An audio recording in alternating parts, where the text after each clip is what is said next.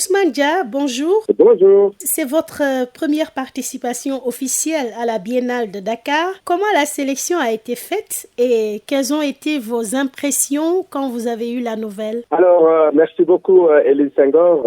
Moi, il faut dire que c'est ma première participation à la Biennale de Dakar parce que j'avais toujours voulu quand même participer à la Biennale, mais surtout avec un projet vraiment phare, avec une œuvre majeure. Quand j'ai eu l'idée de faire une œuvre assez parlante, donc du coup, je me suis approché du directeur artistique de la Biennale, qui a trouvé ce projet fantastique et qui a décidé de m'inviter comme projet spécial à la Biennale de Dakar. Bon, c'est un plaisir. Je retourne chez moi pour participer à une biennale, même si j'ai participé à plusieurs manifestations internationales dans d'autres pays, mais quand même le fait de revenir chez soi, c'était un immense plaisir pour moi. Vous parliez tout à l'heure d'un projet à l'origine de votre sélection qui a tapé dans l'œil du directeur artistique. De quoi s'agit-il? C'est un projet d'une installation sculpturale qui s'appelle 343. C'est un projet inspiré de l'article 25 de la Déclaration universelle des droits de l'homme, un article qui dit que toute personne a droit à un niveau de vie suffisant pour assurer sa santé, son bien-être, ainsi que ceux de sa famille, notamment pour l'alimentation, l'habillement, le logement, etc. Et je pense que la Covid nous a donné raison. C'est-à-dire qu'aujourd'hui, on vit dans un monde global où l'Occident ne peut pas aller sans l'Afrique, où l'Afrique ne peut pas aller sans l'Occident.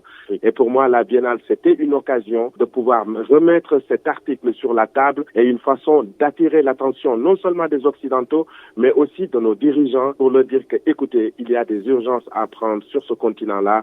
Et donc, c'est une manière aussi vraiment de les interpeller. Votre art, c'est la sculpture, comme Feu Ousmane Sow, grand sculpteur africain révélé au monde au début des années 80. Même si, faut-il le préciser, il a commencé à faire de la sculpture à sa tendre enfance.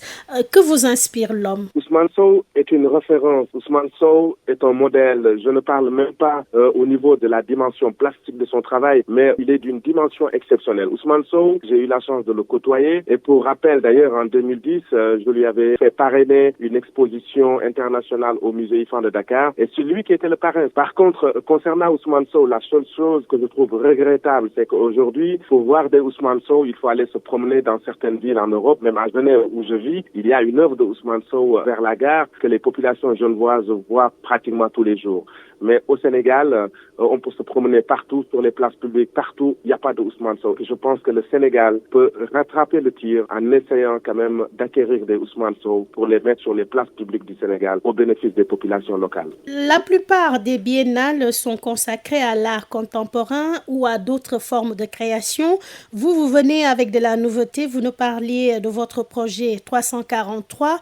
Artistiquement parlant, à quoi devons-nous nous attendre comme exposition? Ce sera une foule de personnages de 343 pièces. Donc, c'est des personnages sculptés qui font face de façon concentrique aux visiteurs qui vont venir vers eux. Et 343, c'est vraiment le résultat de l'opération 7x7x7, qui est aussi un peu un symbole de l'infini dans l'histoire de l'humanité. Mais je réserve en tout cas une très grande surprise, une surprise positive aux visiteurs qui viendront à l'université Cheikh Anta Diop pour découvrir cette installation sculpturale. En attendant cette belle surprise que vous réservez aux visiteurs, quelles sont vos attentes de cette 14e édition de la Biennale à Dakar? J'invite les autorités à investir beaucoup de moyens justement sur cette biennale pour lui donner une dimension comme celle de la biennale de Basel aujourd'hui, de la biennale de Venise ou le Armory Show à New York, et pour mettre cette biennale-là à une dimension exceptionnelle et même faire du Sénégal le baromètre des arts plastiques contemporains du continent. Et c'est possible. Ousmane Dia, merci. C'est moi qui vous remercie.